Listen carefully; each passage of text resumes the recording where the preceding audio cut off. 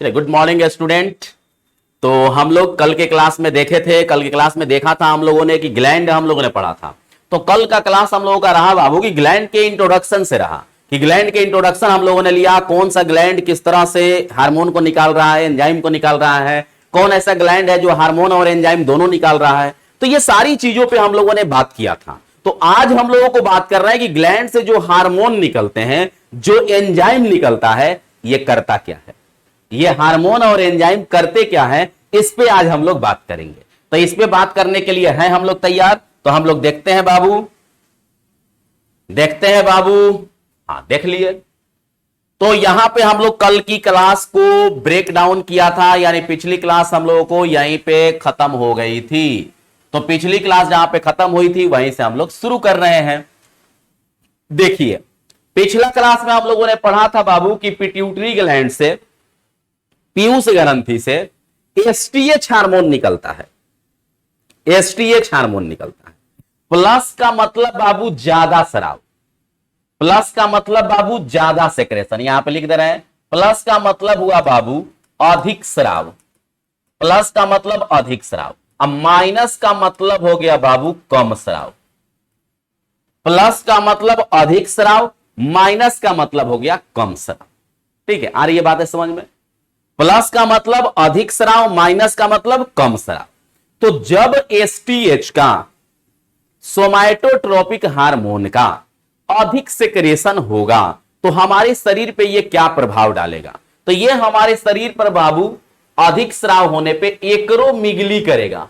एक्रोमिगली, एक्रोमिगली को बाबू हम लोग बोलते हैं विशालकाय। विशालकाय, एक्रोमिगली को बाबू हम लोग किस नाम से जानते हैं? विशालकाय के नाम से जानते हैं। एक्रोमिगली को बाबू हम लोग कहेंगे विशालकाय। क्या कहेंगे बाबू? विशालकाय। एक्रोमिगली को कहेंगे हम लोग विशालकाय, या इसी को हम लोग बोलते हैं बाबू अतिकायता। अतिकायता, जब एसटीएच का सिक्रेशन किसी के शरीर में बहुत अधिक होने लगे, बहुत अधिक होने लगे, तो वह व्यक्ति का शरीर विशालकाय हो जाएगा। जैसे ग्रेट खली, उसमें भी इसका सेक्रेशन ज्यादा होता है। तो जिसमें ज्यादा सेक्रेशन होगा उसका शरीर विशालकाय हो जाएगा, बड़ा भीम हो जाएगा। अधिक से भी अधिक हो जाए तो उसके शरीर में कुबड़ हो जाएगा और उसे कीफोसिस कहेंगे। कुबड़ हो जाएगा, उसे कीफोसिस के नाम से जानेंगे। आई बातें समझ में? नहीं आई? यस और नो बोलेंगे बाबू, आया कि नहीं आया?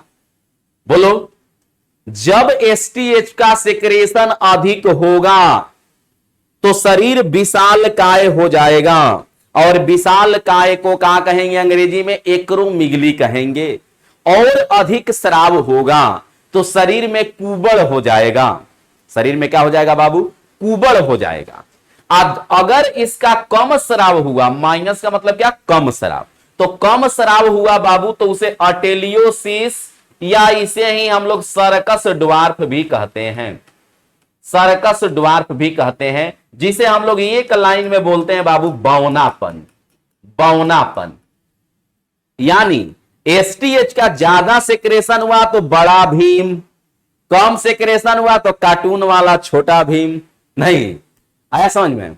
एसटीएच ज्यादा निकलेगा तो विशालकाय होगा, अतिकायता होगा, और कम निकलेगा तो बौनापन होगा। कम निकलेगा तो बौनापन होगा। उसी तरह से बाबू एसीटीएच, तो एसीटीएच में कुछ ज्यादा पॉइंट नहीं हम लोगों को पढ़ने का। जो एसीटीएच हार्मोन होता है बाबू, ये एड्रीनल ग्रंथि को, अधिवृक्क ग्रंथि को कंट्रोल करता है। यह एड्रीनल ग्रंथि को, अधिवृक्क ग्रंथि को कंट्रोल करता है। कौन कौन बाबू? ये कौन करेगा? एसीटीएच। टीएसएच, यह थायराइड ग्रंथि को नियंत्रित करता है। यह थायराइड ग्रंथि को नियंत्रित करता है। किसको कंट्रोल करता है बाबू? थायराइड ग्रंथि को नियंत्रित करता है टीएसएच। यह थायराइड ग्रंथि को नियंत्रित करता है। एलएच, एलएच जिसे हम लोग बाबू क्या बोलते हैं यहां पर? तो एलएच का एक और नाम है बाबू, क्योंकि एलएच को हम लोग लैक्टोजेनिक तो कहेंगे ही, लेकिन एलएच को बाबू ल्यूटियोट्रोपिक या प्रोलेक्टिन हार्मोन भी कहते हैं। एलएच को ल्यूटियोट्रोपिक या प्रोलेक्टिन हार्मोन के नाम से भी जानते हैं। ल्यूटियोट्रोपिक और प्रोलेक्टिन, इसका नाम है किसका? लैक्टोजेनिक हार्मोन का। और यह हार्मोन जो होता है बाबू, दूध बनाने के लिए गर्भवती महिलाओं में दूध निर्माण बनाने के लिए रिस्पॉन्सिबल होता है। गर्भवती महिलाओं में दूध का निर्माण कौन करता है बाबू? तो एलएच करता है, ल्यूटियोट्रोपिक करता है या प्रोलेक्टिन करता है। ल्यूटियोट्रोपिक करता है या प्रोलेक्टिन करता है दूध का निर्माण। तो इसका काम क्या है बाबू? दूध का निर्माण करना। क्लियर? फिर है बाबू एफएसएच। एफएसएच को हम लोग बोलते हैं बाबू, यह रिस्पॉन्सिबल होता है स्पर्मेटोजेनेसिस। स्पर्मेटोजेनेसिस को हम लोग बोलते हैं बाबू शुक्राणु जनन। क्या कहते हैं इसे? शुक्राणु जनन कहते हैं। ओजोनेसिस जिसे हम लोग कहते हैं बाबू अंडाणु जनन। अंडाणु जनन, तो शुक्राणु जनन और अंडाणु जनन जो एफएसएच हार्मोन होता है बाबू, एफएसएच हार्मोन होते हैं, इनका काम है कि यह मेल में शुक्राणु जनन का काम करते हैं, स्पर्मेटोजेनेसिस का काम करते हैं, और फीमेल में यह ओजेनेसिस का काम करते हैं, अंडाणु जनन का काम करते हैं। किसका काम करते हैं? अंडाणु जनन का। अगर इनकी कमी हो जाए तो शुक्राणु जनन और अंडाणु जनन में बाधा आ जाएगी, जिससे रिप्रोडक्टिव सिस्टम पे प्रभाव पड़ेगा। क्लियर? आगे है बाबू एलएच, जिसे हम लोग कहते हैं बाबू ल्यूटिनाइजिंग हार्मोन। ये लैक्टोजेनिक था और यह क्या है बाबू? Luteinising hormone. तो ल्यूटिनाइजिंग हार्मोन के काम क्या है, इस पे भी बात करेंगे। तो ल्यूटिनाइजिंग हार्मोन का काम है बाबू कि यह पुरुषों में, मेल में टेस्टोस्टेरोन और महिलाओं में, फीमेल में प्रोजेस्टेरोन। आ रहा है बात समझ में? नहीं आया? ल्यूटिनाइजिंग हार्मोन का काम है बाबू कि पुरुषों में टेस्टोस्टेरोन हार्मोन के स्राव के लिए जिम्मेदार होते हैं। टेस्टोस्टेरोन के सिक्रेशन के लिए जिम्मेदार होते हैं कौन बाबू? LH, luteinising. और फीमेल में प्रोजेस्टेरोन के सिक्रेशन के लिए जिम्मेदार होते हैं। फीमेल में प्रोजेस्टेरोन के सिक्रेशन के लिए जिम्मेदार होते हैं। फिर है बाबू एडीएच को हम लोग बोलते हैं बाबू एंटी डाईयूरेटिक हार्मोन। एडीएच को वैसोप्रेसिन भी बोलते हैं और इसे ही हम लोग एंटी डाईयूरेटिक हार्मोन भी कहते हैं। एंटी डाईयूरेटिक हार्मोन के नाम से भी हम लोग इसे जानते हैं। किसको बाबू? एडीएच को। और ये जो होता है बाबू एडीएच हार्मोन, इसका काम क्या है कि रक्त में जल की मात्रा को नियंत्रित करना। रक्त में जल की मात्रा को नियंत्रित करने का काम किसका होता है? रक्त में जल की मात्रा को नियंत्रित करने का काम किसका होता है? तो रक्त में जल की मात्रा को नियंत्रित करने का काम है बाबू एडीएच का। एंटी डाईयूरेटिक हार्मोन, जिसे वैसोप्रेसिन हार्मोन के भी नाम से जानते हैं। अब देखिए जानने वाली चीजें क्या है बाबू कि जो एडीएच हार्मोन है, इसका यूरिन के साथ इनवर्स प्रोपोर्शनल रिलेशन है। देखिए मिटाते हैं इसको, लिख लिए होंगे आप लोग, समय दे दें, लिखते चलिए। लिखना जरूरी है बाबू, नहीं लिखोगे फिर काम गड़बड़ हो जाएगा। नहीं लिखोगे काम गड़बड़ हो जाएगा, इतना दिमाग में रख लेना है कि नहीं लिखने पे काम गड़बड़ हो जाएगा। क्लियर? चलिए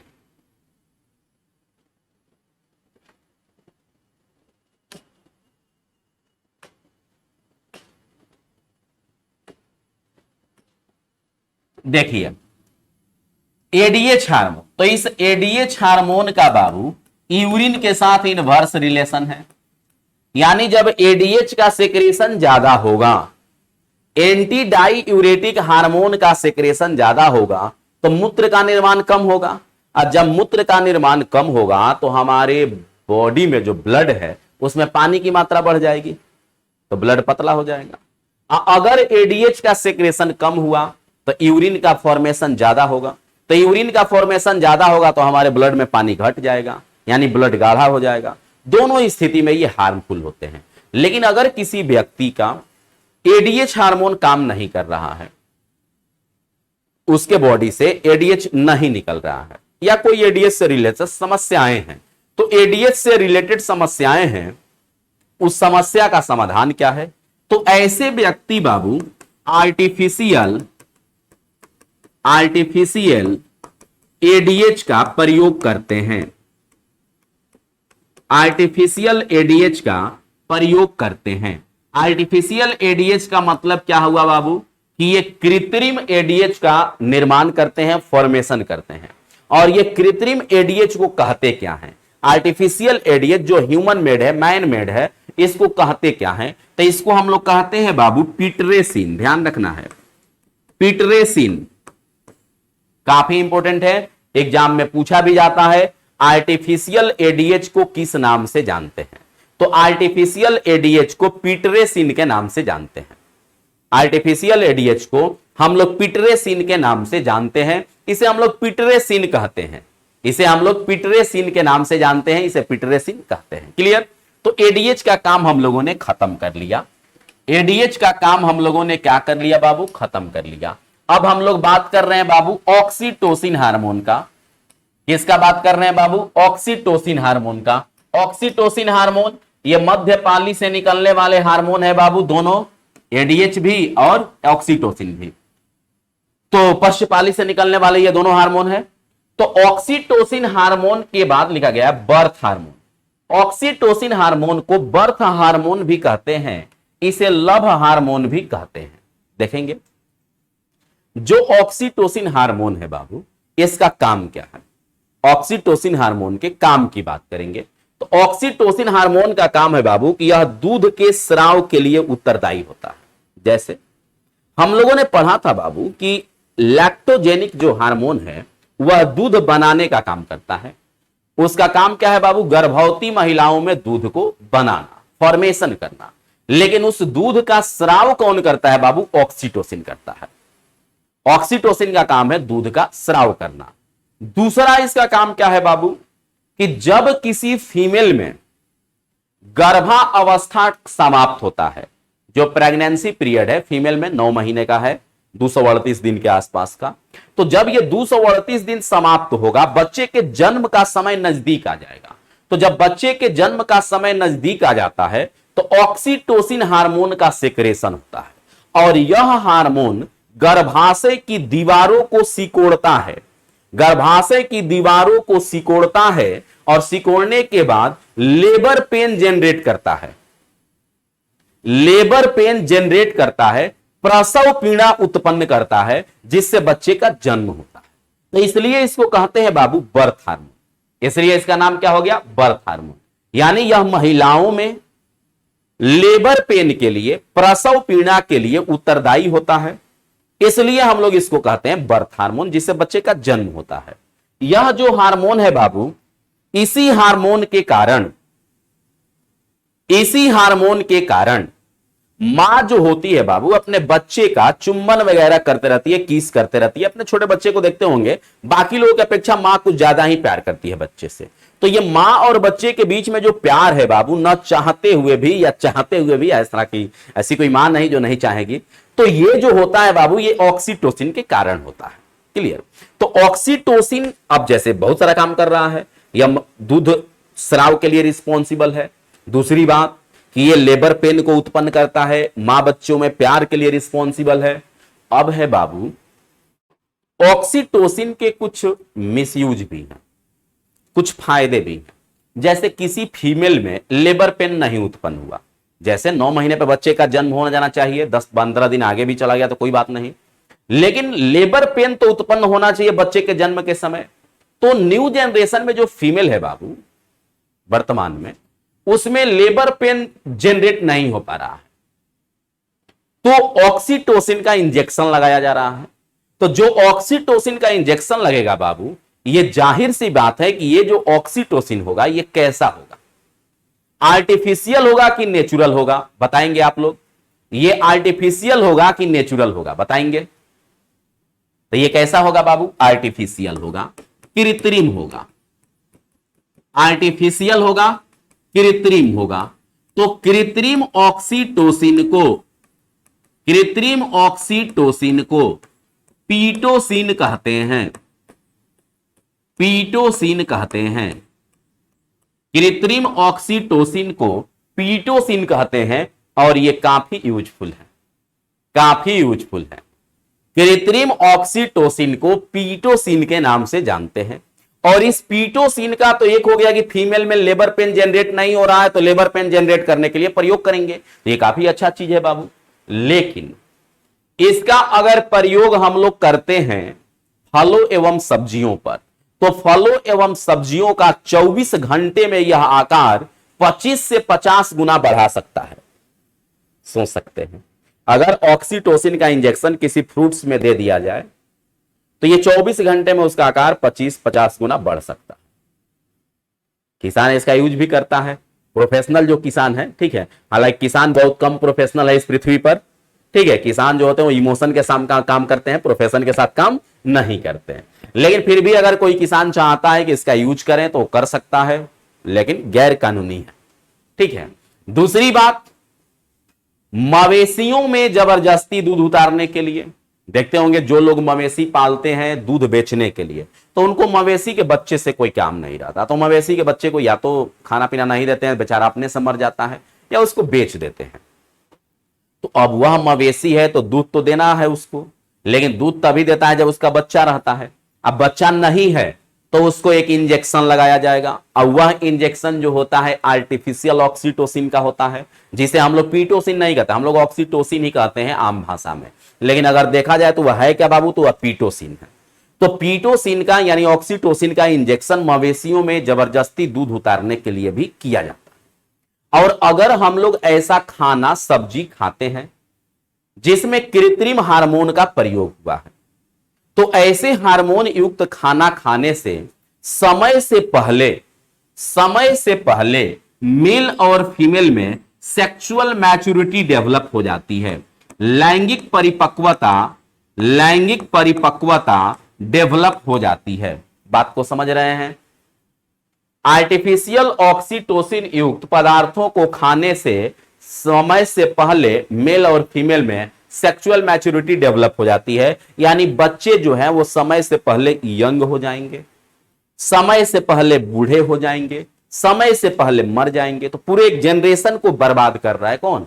आर्टिफिशियल ऑक्सीटोसिन, क्योंकि इसका मिसयूज हो रहा है।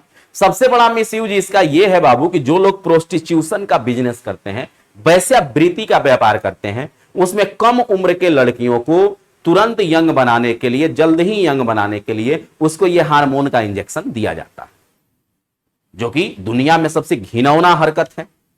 तो इसके लिए सरकार जो है इसको बैन करने का प्लान बना रही है कि इसको बैन कर दिया जाए। लेकिन बैन करने से कुछ इसके महत्वपूर्ण भी काम है, कुछ महत्वपूर्ण काम नहीं है, तो दोनों पे प्रभाव पड़ेगा। क्लियर? तो अब क्या है कि सरकार को इसके लिए कठोर कानून बनाना चाहिए कि इसके मिसयूज पे काफी फाइन होगा, आजीवन कारावास होगा। तो हो सकता है कि इससे इसके मिसयूज पे प्रभाव पढ़ सके। क्लियर? आगे देखते हैं। तो ये हम लोगों का बाबू पिट्यूटरी ग्लैंड जो है खत्म हुआ। अब हम लोगों का बात हुआ बाबू कौन? Thyroid gland. कौन सा? थायराइड ग्लैंड की बात होगी, जिसे हम लोग अवटु ग्रंथि के नाम से भी जानते हैं, जिसे हम लोग अवटु ग्रंथि के नाम से भी जानते हैं। अब देखेंगे इसका आकार जो है बाबू ये कैपिटल एच की तरह होता है, और कैपिटल एच जो है यह तितली की तरह भी दिखता है, मसल्स के रूप में रहता है, तो तितली की तरह। तो हमारे एग्जाम में क्वेश्चन पूछा गया कि ऐसा कौन सा ग्रंथि है जो तितली की आकृति जैसा होता है। तो ध्यान रखेंगे कि तितली की आकृति जैसा अगर हमारे शरीर में कोई ग्रंथि है तो वह थायराइड ग्रंथि है। गला में रहता है। कहां बाबू? गला में यह ग्रंथि रहती है, और यह हमारे शरीर की लार्जेस्ट इंडोक्राइन ग्लैंड है। सबसे बड़ी अंतःस्रावी ग्रंथि, सबसे बड़ी अंतःस्रावी ग्रंथि कौन है बाबू? तो यह है थायराइड ग्रंथि। अगर पूछ दे सबसे बड़ी ग्रंथि कौन है, अब अंतःबाह्य नहीं, तो दोनों में सबसे बड़ा कौन है बाबू? तो यकृत ग्रंथि है। सबसे छोटी ग्रंथि पूछ दे तो बाबू, सबसे छोटी ग्रंथि पूछ दे तो क्या आंसर देंगे बाबू? पीयूष ग्रंथि। तो सबसे छोटी ग्रंथि पीयूष ग्रंथि होती है, क्लियर। और सबसे बड़ी ग्रंथि यकृत ग्रंथि।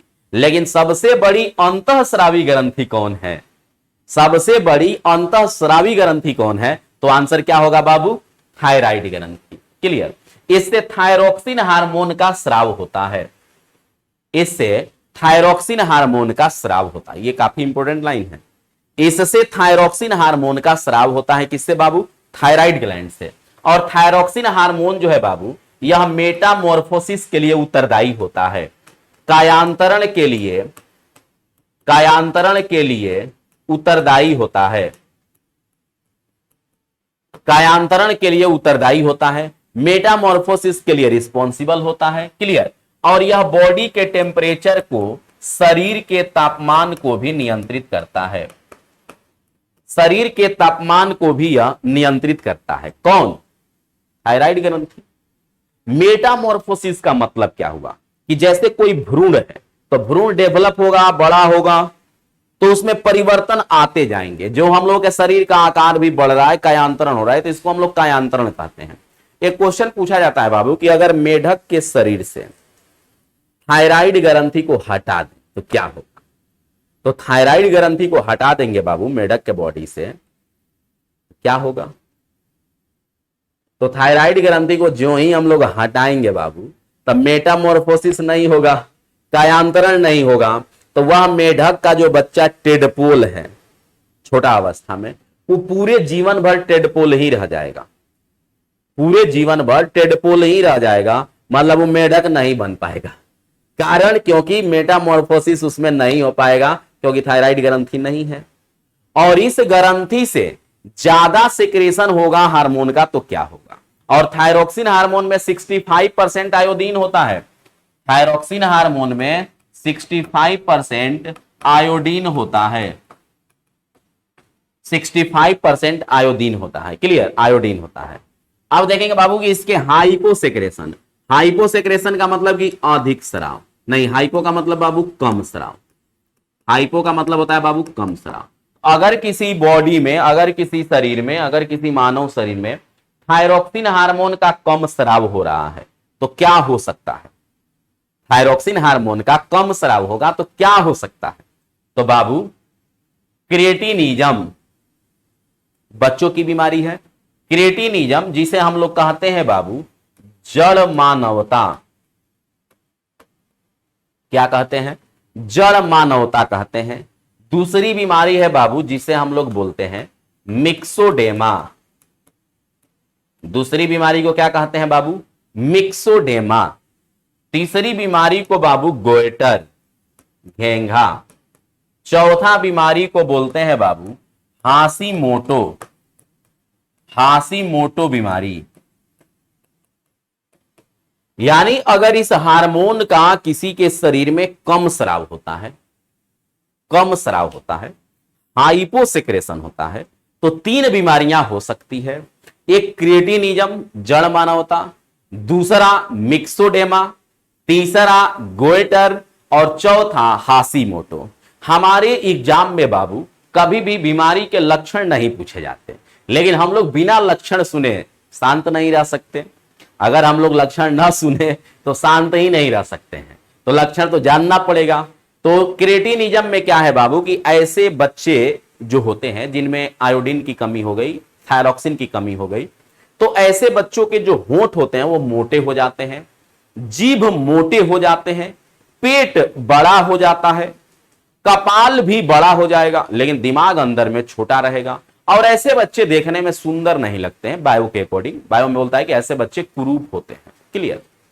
मिक्सोडेमा में क्या होगा बाबू? तो मिक्सोडेमा जो बीमारी है बाबू, यह एडल्ट की बीमारी है, वयस्क की बीमारी है, एडल्ट की बीमारी है। कौन बाबू? तो यह मिक्सोडेमा, ये एडल्ट की बीमारी है, वयस्क की बीमारी है। तो मिक्सोडेमा बीमारी में होता क्या है बाबू? तो बाल उड़ने लगते हैं और स्किन जो है ये मसल्स को छोड़ देता है, मतलब स्किन जो है ये मसल्स को छोड़ देगा, झूलने लगेगा, क्लियर। तो उसको बोलेंगे मिक्सोडेमा हो गया। एडल्ट में होता है, वयस्क में होता है, बच्चों में ये नहीं होता। गोइटर का मतलब बाबू कि अगर हमारे बॉडी में थायरोक्सिन हार्मोन कम है, तो कम का रीजन है कि आयोडीन कम होगा, तो हमारा जो थायराइड ग्रंथि है यह सोचता है कि हम आयोडीन खुद बना लेंगे, यह सोचता है कि हम आयोडीन खुद बना लेंगे, लेकिन खुद आयोडीन कैसे बनेगा, नहीं बन सकता है। तो खुद आयोडीन नहीं बनेगा, फिर भी ये कोशिश करता है, और जब कोशिश करता है तो इसमें स्वेलिंग हो जाता है, फूल जाता है, और उसी को हम लोग बोलते हैं गोइटर बीमारी। यानी जब हमारे बॉडी में थायरोक्सिन हार्मोन की कमी होती है तो थायराइड ग्रंथि में स्वेलिंग हो जाती है, फूल जाता है, जिसे हम लोग गोइटर बीमारी कहते हैं। और गोइटर बीमारी सबसे ज्यादा पहाड़ी क्षेत्र के लोगों में होता है, क्योंकि वहां के क्षेत्र के लोगों में आयोडीन युक्त नमक से ही आयोडीन मिल सकता है। लेकिन हम लोगों का क्या है कि सब्जी वगैरह से भी मिल सकता है, लेकिन वहां की जो सब्जियां होती है तो ढलाऊ जमीन होने के कारण क्या है कि वहां की मिट्टी में से मिनरल्स बह जाता है, तो इसलिए वहां की जो सब्जियां होती है उसमें आयोडीन होता नहीं है, तो इसलिए आयोडीन उन लोगों का डिजायर पूरा नहीं हो पाता। इसलिए पहाड़ी क्षेत्र के लोगों में घेगा बीमारी, गोइटर बीमारी ज्यादा देखा जाता है। हाशीमोटो बीमारी, ये कैसी बीमारी है बाबू? तो हाशीमोटो बीमारी का मतलब यह हुआ बाबू कि जैसे हम लोगों ने मार्केट से गया, दवाई खरीदा कि थायराइड ग्रंथि मेरा काम नहीं कर रहा। डॉक्टर के पास कोई व्यक्ति गया और बोला कि देखिए सर, मेरे थायराइड ग्रंथि में लगता है कुछ गड़बड़ी है। डॉक्टर ने चेक किया तो बोला कि हाँ भाई, आपके थायराइड ग्रंथि में तो गड़बड़ है। तो थायराइड ग्रंथि में जब गड़बड़ है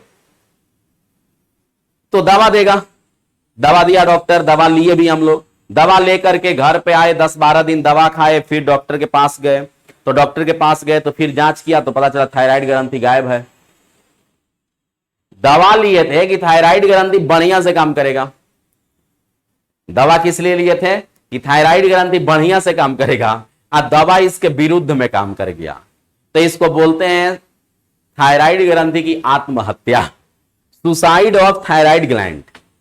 हाशीमोटो बीमारी को बोलते हैं, क्योंकि इस बीमारी में थायराइड ग्रंथि की हत्या हो जाती है बाबू, ठीक है।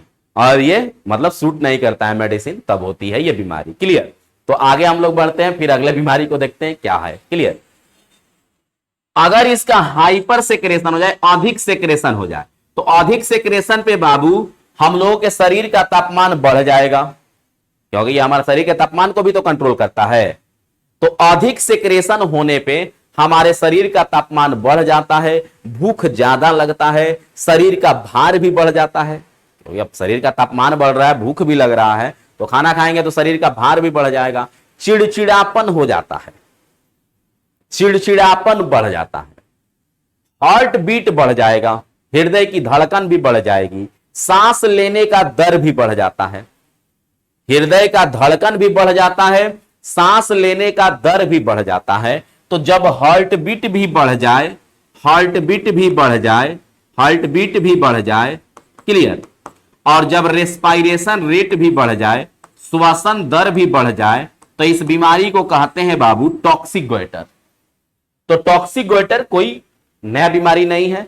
जब हार्ट बीट भी बढ़ जाए, सांस लेने का दर भी बढ़ जाए, तो बोलेंगे कि टॉक्सिक गोइटर हुआ है। और जब थायराइड ज्यादा हो जाए, जब थायरोक्सिन हार्मोन ज्यादा निकलने लगे बाबू, तो जब हमारी आंखें खुल जाती है, खुली तो अभी भी है और खुल जाएगी, आंखें बाहर की ओर उभरी हुई दिखाई देगी, लगेगा आंख गिर जाएगा, तो उस बीमारी को हम लोग बोलते हैं बाबू एक्सोथैल्मिक गोइटर। उस बीमारी को किस नाम से जानेंगे बाबू? तो उस बीमारी को हम लोग एक्सोथैल्मिक गोइटर के नाम से जानते हैं। किसको? जिसमें आंखें चौड़ी हो जाती है, खुली रहती है, बाहर की ओर उभरी हुई दिखाई देती है, तो ऐसी बीमारी को हम लोग बोलते हैं बाबू एक्सोथैल्मिक गोइटर। क्लियर? तो इसको नोट डाउन करेंगे या स्क्रीनशॉट लेना है, स्क्रीनशॉट लेंगे, फिर हम लोग आगे बढ़ते हैं, देखते हैं क्या कंडीशन है। क्लियर? चलिए,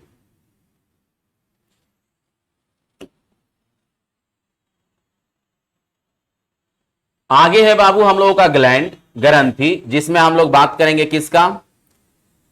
तो आगे है बाबू जिसको हम लोग बोलते हैं थाइमस ग्लैंड, जिसे हम लोग किस नाम से जानते हैं बाबू? थाइमस ग्लैंड के नाम से हम लोग इसे जानते हैं।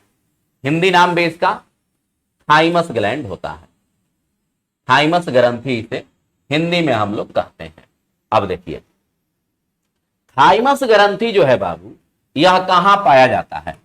तो यह हार्ट के आगे, हार्ट के आगे दोनों लंग्स के बीच में, दोनों लंग्स के बीच में, मतलब हार्ट के एकदम ऊपर रहेगा, हार्ट कहां है बाबू? दोनों फेफड़ा के बीच में है।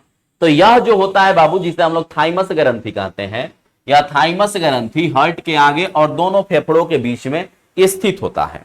और थाइमस ग्रंथि से जो हार्मोन निकलते हैं, थाइमस ग्रंथि से जो हार्मोन निकलते हैं, इस हार्मोन का नाम है बाबू थाइमोसिन हार्मोन। Thymosin hormone. और एक का नाम है बाबू, दूसरा नंबर का, thymosin first hormone. Thymosin first hormone. और एक का नाम है बाबू थाइमोसिन सेकेंड हार्मोन। तो हमारे थाइमोसिन ग्रंथि से 3 तरह के हार्मोन का स्राव होता है। और यह ग्रंथि जो है हार्ट के आगे और दोनों फेफड़ों के बीच में स्थित होती है। क्लियर? अब कह रहा है बाबू कि इस ग्रंथि से जो हार्मोन निकलते हैं वो हार्मोन 3 तरह के होते हैं। एक का नाम है थाइमोसिन हार्मोन, एक का नाम है थाइमोसिन फर्स्ट हार्मोन, और एक का नाम है बाबू थाइमोसिन सेकंड हार्मोन। और ये सभी के सभी हार्मोन का एक ही काम है कि ये टी लिम्फोसाइट कोशिका को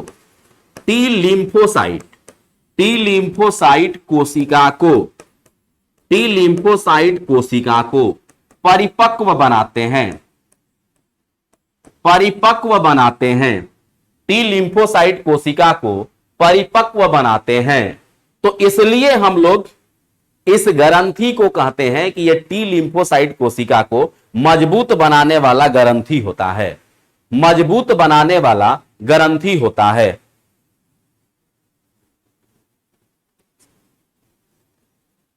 तो इसे हम लोग कहते हैं कि यह मजबूत बनाने वाली ग्रंथि होती है, टी लिम्फोसाइट कोशिका को मजबूत बनाता है। तो टी लिम्फोसाइट कोशिका को मजबूत बनाएगा। तो यह ग्रंथि जब तक हमारे शरीर में है तब तक हमारा टी लिम्फोसाइट मजबूत है। और लिम्फोसाइट कहने का मतलब हुआ बाबू क्या? लिम्फोसाइट कहने का मतलब क्या हुआ कि लिम्फोसाइट जो होते हैं ये हमारे शरीर में रोग प्रतिरोधक क्षमता को बढ़ाते हैं। रोग प्रतिरोधक क्षमता को बढ़ाते हैं कौन? T lymphocyte. तो ये जब तक ग्रंथि हमारे शरीर में है तब तक ये हार्मोन निकालते रहेगा, हमारा टी लिम्फोसाइट मजबूत रहेगा, हम लोग बीमारियों से भी मजबूत रहेंगे। लेकिन ये ग्रंथि बेवफा ग्रंथि है। वृद्धावस्था में यह ग्रंथि विलुप्त हो जाती है। वृद्धावस्था में यह ग्रंथि विलुप्त होने लगती है। वृद्धावस्था में यह ग्रंथि विलुप्त हो जाएगी। क्लियर? बेवफा ग्रंथि है, वृद्धावस्था में रहती ही नहीं है। अगर रहता तो हम लोगों का टी लिम्फोसाइट मजबूत रहता, तो बीमारियों से भी हम लोग सुरक्षित रहते हैं। क्लियर? चलिए तो आगे बढ़ते हैं, हम लोग आगे देखते हैं और क्या है। तो ये हम लोग का रहा बाबू थाइमस ग्रंथि से। अब हम लोग देखते हैं बाबू थाइमस ग्रंथि के बाद बाबू है पीनियल बॉडी, जिसे हम लोग कहते हैं बाबू पीनियल काय। पीनियल काय कहते हैं। नाम में ग्रंथि जनरली नहीं लिखा जाता है, लेकिन यह होता ग्रंथि है। यह हम लोग जहां पे चंदन का टीका लगाते हैं, फीमेल जहां पे बिंदी लगाती है, वहां पे यह रहता है। कौन? पीनियल बॉडी, पीनियल ग्रंथि वहीं पे रहता है। यह ग्रंथि जो है बाबू, जिसको हम लोग सिक्स सेंस, यह ग्रंथि जो है बाबू ये बहुत काम करता है, समय का ज्ञान कराता है। जैसे हम लोग रोज 5 बजे सुबह में जग रहे हैं, रोज 5 बजे सुबह हम लोग रूटीन बना लिए कि रोज हम लोगों को सुबह 5 बजे जगना है। शुरू में हो सकता है कि हम लोग अलार्म लगाएं जगने के लिए, लेकिन ये 10-15 दिन के बाद होता क्या है बाबू कि हम लोगों को अलार्म की जरूरत नहीं पड़ती है। और जब अलार्म की जरूरत नहीं पड़ती, अपने आप जग जाते हैं। तो बार बार हमारा ब्रेन, जैसे मान के चले कि दशहरा में छुट्टी हुआ, दशहरा में छुट्टी होता था ना पहले, जब लॉज में आप लोग रहते थे, तो छुट्टी होता था, घर जाना है, तो घर जाने के लिए रात भर मतलब पैकिंग वहीं करके सो गए कि सुबह जगना है, घर चले जाना है पहली ट्रेन से। तो पता चलता है कि रात में 3-4 बार जग गए। तो 3-4 बार आपको याद दिला रहा था यही कौन? Pineal body. इसलिए इस ग्रंथि को क्या कहते हैं बाबू? Biological watch. इस ग्रंथि को क्या कहते हैं बाबू? जैविक घड़ी कहते हैं। इस ग्रंथि को हम लोग जैविक घड़ी कहते हैं, बायोलॉजिकल वॉच के नाम से जानते हैं, क्योंकि यह समय का ज्ञान कराता है। दूसरी बात बाबू कि जैसे हम लोग बहुत दूर का नहीं भविष्यवाणी करते रहते हैं अपना, कि आप जाएंगे वहां ये काम होने वाला नहीं है, लेकिन फिर भी तुम लोग बोल रहे हो तो हम जा रहे हैं, बोलते हैं हम लोग। तो ये जब हम लोग बोलते हैं गए वहां काम भी नहीं हुआ, तो हम लोग बोलते हैं कि मेरा तीसरा आंख बोल रहा था कि मत जाओ, हमने देख लिया था, तो इसलिए इसको तीसरा आंख भी कहते हैं जो शंकर भगवान के पास था। और इसी को आत्मा कहते हैं। नहीं कहते हैं मेरा आत्मा आज कह रहा है कि घर से बाहर नहीं निकलेंगे, नहीं तो हो सकता है कि गाड़ी कहीं लड़ जाए। शुरू में सुबह में बोलते हैं कि नहीं जाएंगे आज, हो सकता है गाड़ी मेरा कहीं लड़ जाए। पता चलता है गाड़ी निकाले 2 मिनट दूरी पे गए, लड़ भी गया। हम लोग बोलते हैं कि आत्मा कह रहा था मत जाओ। तो इसी को हम लोग क्या बोलते हैं, आत्मा भी बोलते हैं। और इसी को इपीफाइसिस सेरिब्राई के भी नाम से जानते हैं। इस ग्रंथि के इतने नाम हैं। लेकिन यह ग्रंथि में कभी कभी ऐसा होता है बाबू कि किसी किसी में यह ग्रंथि जो है कैल्शियम के लेयर से ढक जाती है। मतलब इस ग्रंथि पे कैल्शियम का लेयर चढ़ जाता है। किसी किसी व्यक्ति में कैल्शियम का लेयर चढ़ जाता है बाबू। और जब कैल्शियम की लेयर चढ़ जाती है तो इस ग्रंथि को बोलते हैं मस्तिष्क का रेत। मस्तिष्क का रेत कहते हैं इसको उस कंडीशन में। तो लिखेंगे जब इस ग्रंथि पर कैल्शियम का परत जम जाता है, कैल्शियम का परत जम जाता है तो इसे मस्तिष्क का रेत कहते हैं। मस्तिष्क का रेत कहते हैं। इसे हम लोग क्या बोलते हैं बाबू, ब्रेन सैंड के नाम से जानते हैं। ब्रेन सैंड, मस्तिष्क का रेत कहते हैं जब इस ग्रंथि पर कैल्शियम का लेयर चढ़ जाता है। क्लियर हुई बातें, समझ में आई बातें, हम लोग क्या पढ़ रहे हैं, क्या समझ रहे हैं, आ रहा है ना समझ में, सही है। तो चलिए आगे बढ़ते हैं बाबू। हम लोग आगे देखते हैं बाबू। हम लोग जिसके बारे में बात करने वाले हैं यह है बाबू एड्रीनल ग्रंथि। इसका नाम क्या है बाबू, एड्रीनल ग्रंथि नाम है, जिसे हम लोग अधिवृक्क ग्रंथि भी कहते हैं। जिसे हम लोग बाबू अधिवृक्क ग्रंथि भी कहते हैं। इसे हम लोग एड्रीनल ग्रंथि, अधिवृक्क ग्रंथि के नाम से जानते हैं। तो यह अधिवृक्क ग्रंथि जो होता है बाबू, यह टोपी के जैसा होता है। संख्या में 2 होता है किडनी के ऊपर। अभी बताया था ना कि किडनी के ऊपर यह संख्या में 2 होते हैं। कौन, एड्रीनल ग्लैंड किडनी के ऊपर होते हैं। जस्ट ऊपर 2 रहेगा संख्या में, गुलाबी रंग का, ठीक है।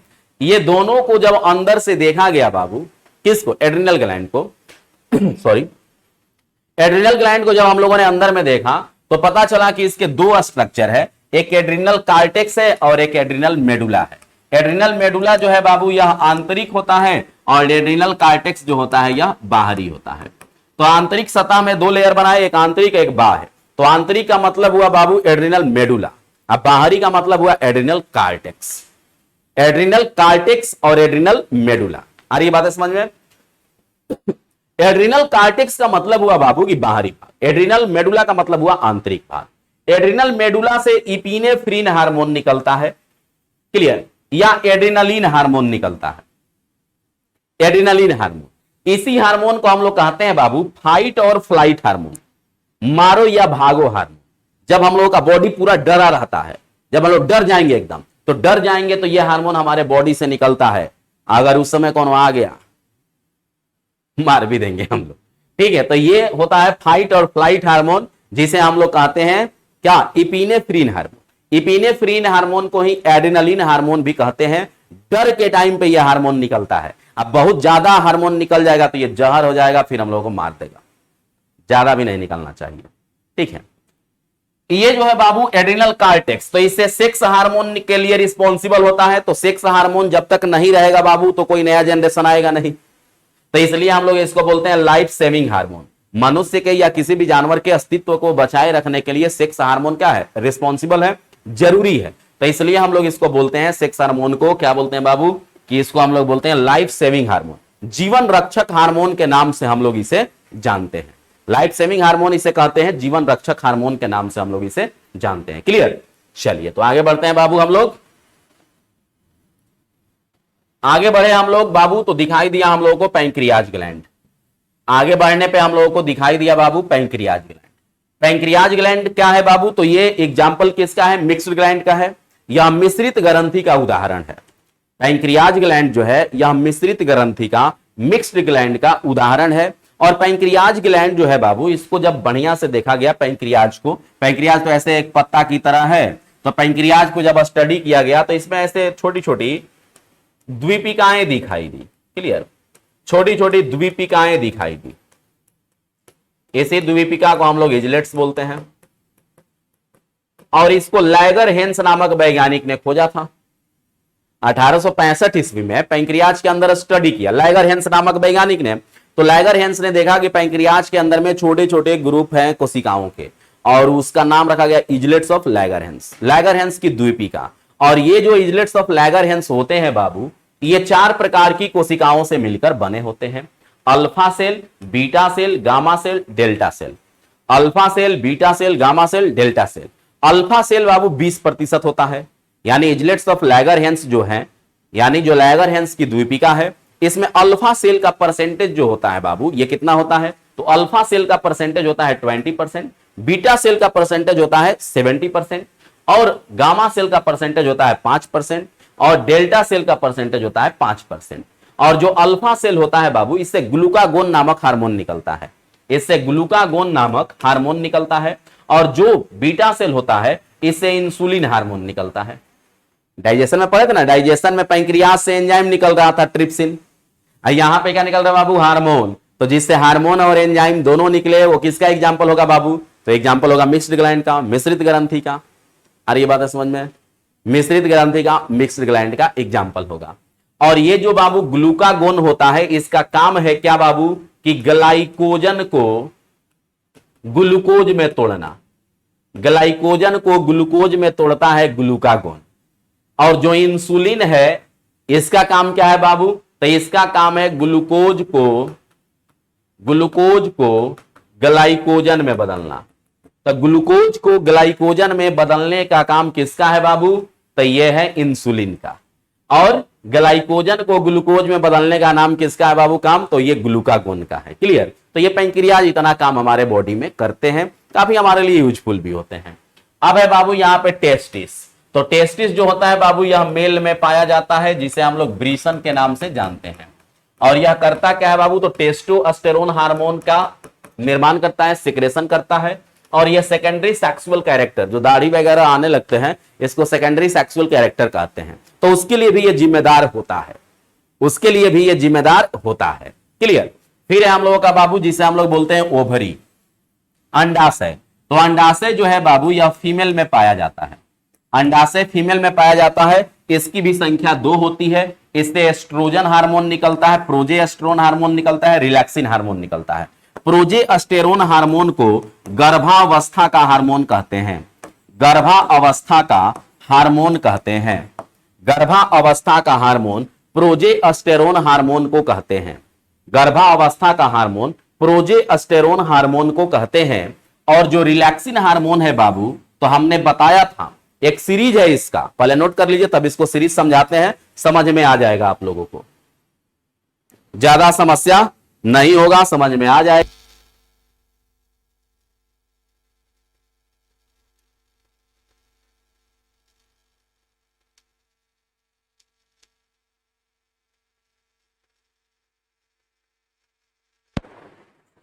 तो हम लोग बाबू बात कर रहे थे, आप लोगों ने नोट कर लिया, बात कर रहे थे हम लोग रिलैक्सिन का और प्रोजेस्टेरोन का। तो प्रोजेस्टेरोन और रिलैक्सिन, प्रोजेस्टेरोन तो पहले आया था, प्रोजेस्टेरोन भी है जो बाबू, ये फीमेल हार्मोन है। और जो रिलैक्सिन है, ये भी फीमेल हार्मोन है। और जो एस्ट्रोजन है, ये भी फीमेल हार्मोन है। तो एस्ट्रोजन के बारे में तो हम लोगों ने पढ़ लिया है। पढ़ना है बाबू प्रोजेस्टेरोन के बारे में। तो जो फीमेल में प्लेसेंटा होता है, जो अपरा होता है, तो जब कोई फीमेल प्रेग्नेंट होती है, तो उसके प्लेसेंटा से HCG हार्मोन निकलता है। और ये HCG हार्मोन जो है, वह प्रोजेस्टेरोन हार्मोन के सेक्रेशन को बढ़ा देता है। और ये इतना बढ़ा देता है कि ये प्रोजेस्टेरोन हार्मोन उस फीमेल के यूरिन से बाहर आने लगता है।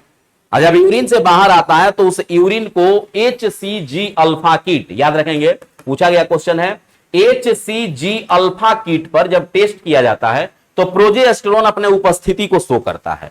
तब उसको हम लोग बोलते हैं प्रेगनेंसी टेस्ट, या उसी को गर्भावस्था का जांच कहते हैं।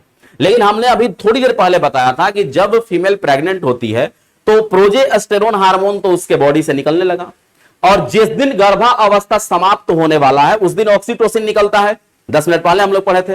तो ये ऑक्सीटोसिन हार्मोन क्या करता है कि फीमेल के गर्भाशय को सिकोड़ करके लेबर पेन को उत्पन्न करता है, प्रसव पीड़ा को उत्पन्न करता है। और जब बच्चे का जन्म होने लगता है तो फीमेल के रिप्रोडक्टिव पार्ट में हड्डियां पाई जाती है, जिसको हम लोग बोलते हैं बाबू pubic symphysis. Pubic symphysis bones के नाम से जानते हैं। और ये दोनों प्यूबिक सिम्फाइसिस बोन्स को कमजोर करने का, कोमल बनाने का काम रिलैक्सिन का होता है, जिससे बच्चे का जन्म आसानी से हो जाता है। आया बात समझ में? ये सब हार्मोन का एक दूसरे से रिलेशन समझ में आ गया। तो ये हम लोग का ग्लैंड चैप्टर भी पूरी तरह से कंप्लीट हो गया। तो जब हम लोग अगले क्लास में मिलेंगे बाबू तो रेस्पिरेटरी सिस्टम रहेगा, श्वसन तंत्र रहेगा। तो हम लोग अगले क्लास का इंतजार करते हैं। तब तक के लिए धन्यवाद।